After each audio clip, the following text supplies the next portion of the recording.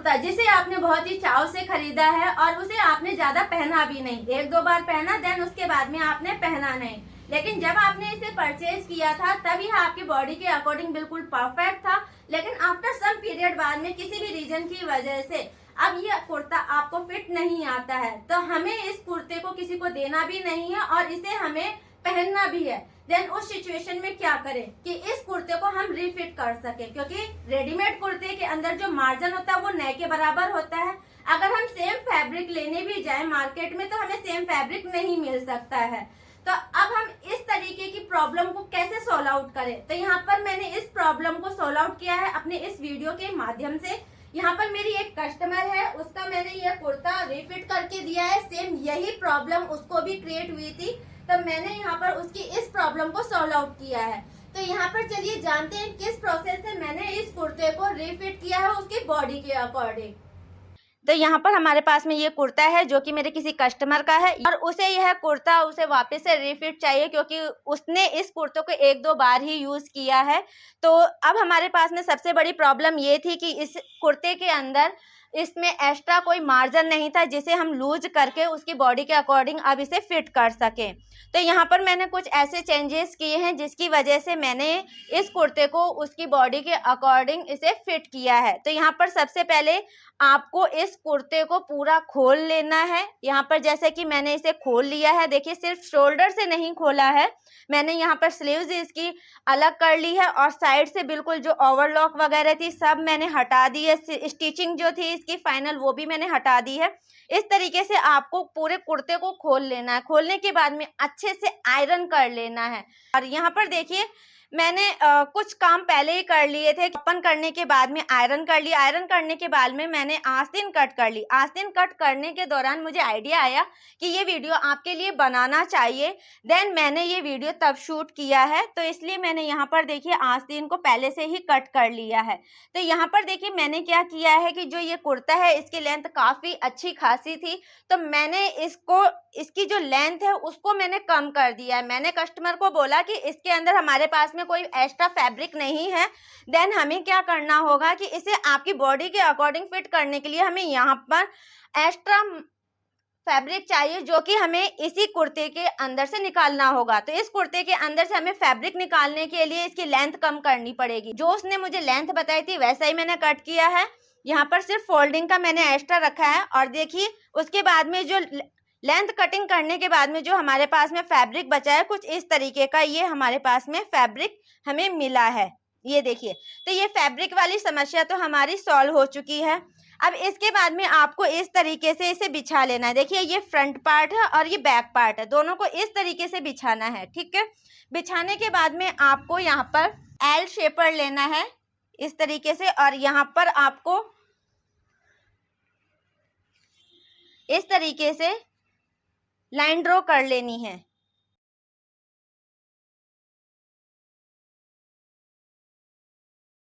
और यहाँ से आपको स्ट्रेट कट करके इसे बिल्कुल स्ट्रेट कर लेना है। यहाँ पर देखिए आस्तीन को मैंने छोटा कट किया है क्योंकि उसको छोटी आस्तीन पसंद है और ये बड़ी आस्तीन उसने हटवा दी है।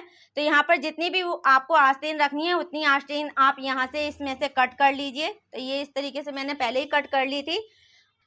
इसे स्ट्रेट करने के बाद में अब हम यहाँ पर सबसे पहले इस तरीके से इसे मेजरमेंट करेंगे। तो यहाँ पर देखिए 28.5 यहाँ पर हमारा मेजरमेंट आ रहा है, तो हम यहाँ पर 28.5 को 4 से मल्टीप्लाई करेंगे क्योंकि हमें 4 पल्ले चाहिए यहाँ पर ज्वाइंट करने के लिए। यहाँ पर हम 28.5 को 4 से मल्टीप्लाई करेंगे तो ये आ जाएगा 114 इंच। इतना हमें यहाँ पर फैब्रिक चाहिए। यहाँ पर देखिए जो हमारा ये लेंथ से हमने कट करके फैब्रिक निकाला था उसे हम लेंगे और इसे इस तरीके से 3 भाग में इसे इस तरीके से फोल्ड कर लेंगे। इस तरीके से आपको इसे फोल्ड करना है। फोल्ड करने के बाद में आपको इसके ऊपर इसे इस तरीके से एक बार रख लेना है।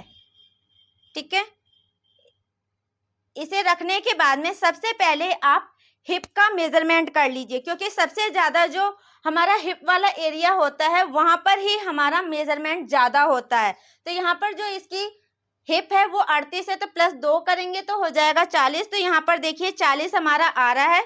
और यहाँ पर हमारे पास में फोल्डिंग के लिए भी मार्जिन आ रहा है। तो इस तरीके से हमने इसे 3 भाग में फोल्ड करके इसे इस तरीके से सेट किया है, तो मतलब हमारा ये फैब्रिक सही हमने सेट कर लिया है।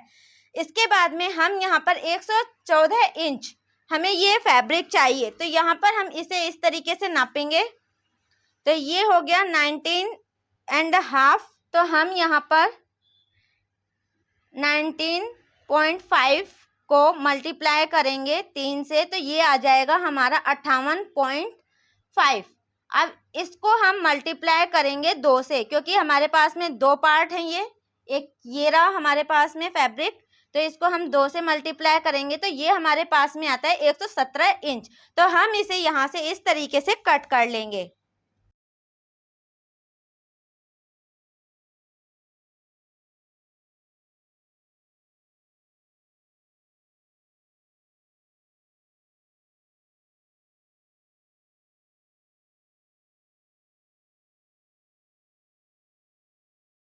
तो यहाँ पर देखिए जो हमने पट्टियाँ कट की थी इस तरीके से उसे हमने यहाँ पर जॉइंट करते हुए एक पट्टी में कन्वर्ट कर लिया है। मतलब एक पार्ट में हमने 3 पट्टियाँ कट की थी, तो 3 पट्टियों को इस तरीके से जोड़ते हुए एक पट्टी बना ली है और दूसरी 3 पट्टी को जोड़ते हुए एक पट्टी में कन्वर्ट कर लिया है।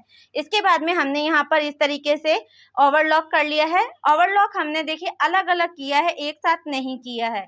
अब हम इसे इस तरीके से रखेंगे और रखने के बाद में हम यहाँ पर इस तरीके से चिराई सिलाई करेंगे। चिराई सिलाई मतलब 2 पार्ट को इस तरीके से करते हुए करते हैं और यहाँ पर हम गरम प्रेस से इसे इस तरीके से सेट कर लेंगे। इससे होगा ये कि जो आपकी स्टिचिंग है वो आपकी ज़्यादा विजिबल नहीं होगी, ज़्यादा दिखाई नहीं देगी। देखिए इस तरीके से यहाँ पर आपकी स्टिचिंग है वो इस तरीके से आएगी। अगर कोई गौर से इसे देखता है तभी ये स्टिचिंग समझ में आती है, अदरवाइज ये स्टिचिंग समझ में नहीं आती है। इस दूसरी वाली पट्टी को भी हम सेट कर लेंगे इसी तरीके से।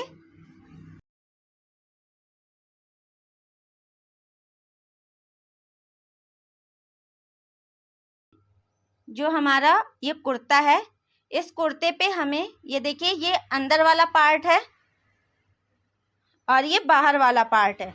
तो हम यहाँ पर देखिए अंदर वाले पार्ट को इस तरीके से रखेंगे, यहाँ पर इसके ऊपर इस तरीके से इसके ऊपर रखेंगे और यहाँ पर हम इसे इस तरीके से देखिए इसे हम इस तरीके से सिलाई मिलाएंगे और यहाँ पर एक बार चेक करेंगे कि हम यहाँ पर हमारे 2 पार्ट निकल रहे हैं या नहीं। तो यहाँ पर देखिए इस तरीके से 2 पार्ट हमारे निकल रहे हैं। तो यहाँ पर जो जॉइंट है वो आपको बिल्कुल बराबर रखना है, इस तरीके से ऊंचा नीचा नहीं करना है। तो इस तरीके से यहाँ पर इसे मैंने इस तरीके से सेट कर लिया है और इसे मैं यहाँ से कट कर लूँगी। ठीक इसी प्रकार से जो हमारा दूसरा वाला पार्ट है उसके लिए भी हम इस तरीके से इसे हाफ एंड हाफ कर लेंगे। सिलाई से सिलाई मिलाते हुए हाफ एंड हाफ करेंगे।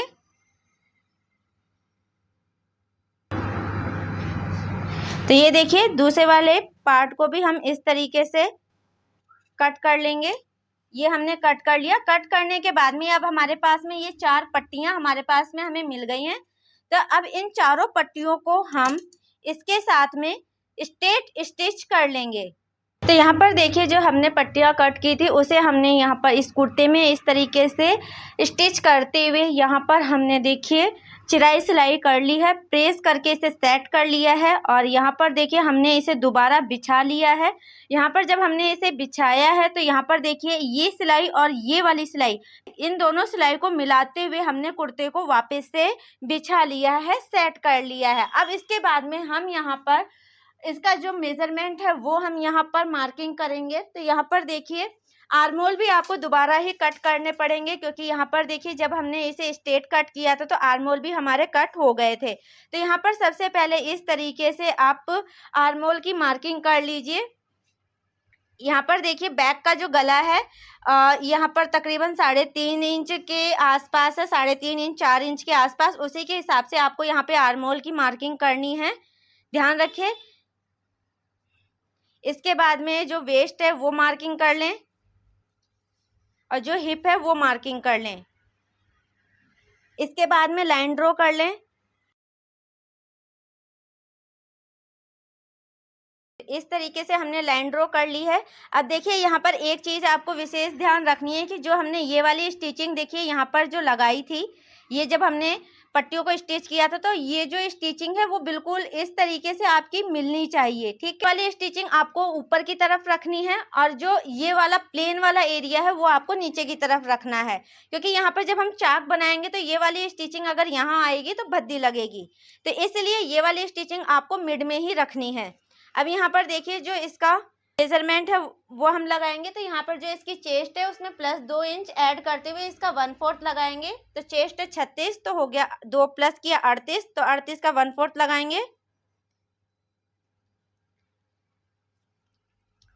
यहाँ पर इसकी कमर है 32, 32 में +2 किया तो 34, 34 का 1/4 लगाएंगे।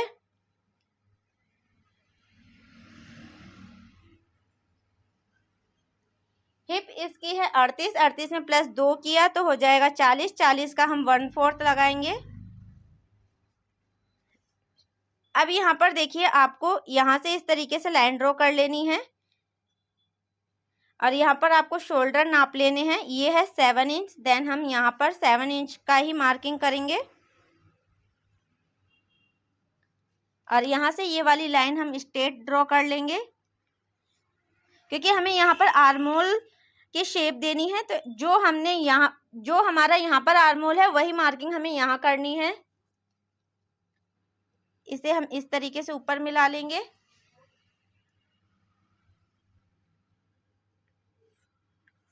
इस मार्किंग को इस मार्किंग से और इस मार्किंग को इस मार्किंग से मिला लेंगे। यहाँ पर हम आर्मोल की शेप डाल लेंगे।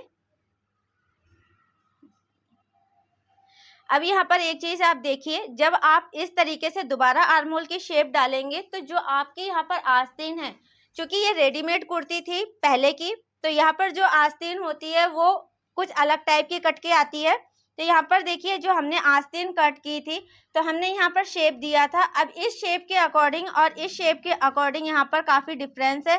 तो यहाँ पर अगर आस्तीन में आपको जॉइंट लगाना पड़े तो आप यहाँ पर आस्तीन में जॉइंट लगा लीजिए, फिर उसके बाद ही देन यहाँ पर आस्तीन को आप स्टिच कीजिए।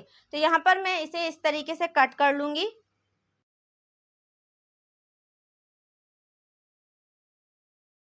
देन यहाँ पर हम मार्जिन रखते हुए इसकी कटिंग करेंगे।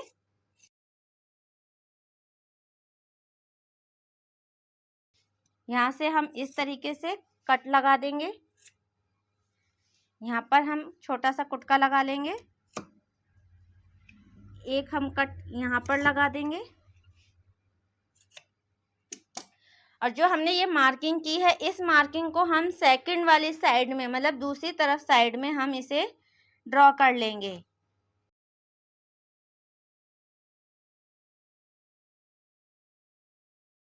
जो फ्रंट साइड में आर्मोल है उसमें हमें हल्का सा गड़ाव दे देना है इस तरीके से। और यहाँ पर देखिए ये दोनों पार्ट आपको इस तरीके से उठाने हैं। आप चाहे तो दोनों पार्ट को अब अलग अलग कर सकते हैं। ये देखिए इस तरीके से अलग कर लीजिए और फ्रंट पार्ट में जो आर्मोल है उसमें आप गड़ाव दे दीजिए।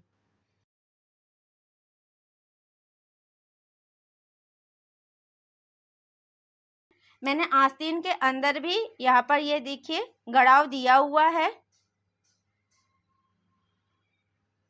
ये देखिए इस तरीके से गड़ाव दिया हुआ है।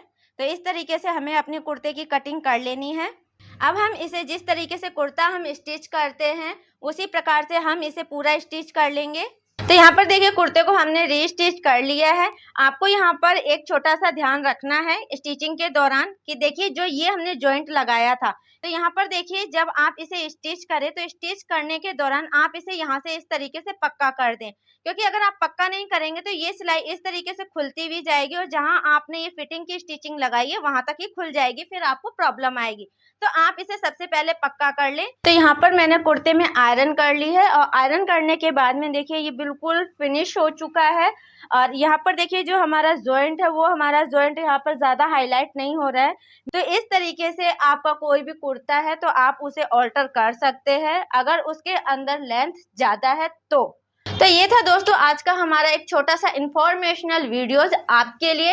अगर आपको हमारा ये वीडियो पसंद आया हो तो प्लीज़ वीडियो को लाइक शेयर करना बिल्कुल मत भूलिए। अगर आपके कोई भी क्वेरीज या कोई भी क्वेश्चंस है, डाउट्स है, तो आप हमें कमेंट्स बॉक्स के थ्रू पूछ सकते हैं। तो दोस्तों हम आपसे फिर मिलेंगे एक नई वीडियो नई इन्फॉर्मेशन के साथ में। तब तक हमारे साथ बने रहिए। धन्यवाद।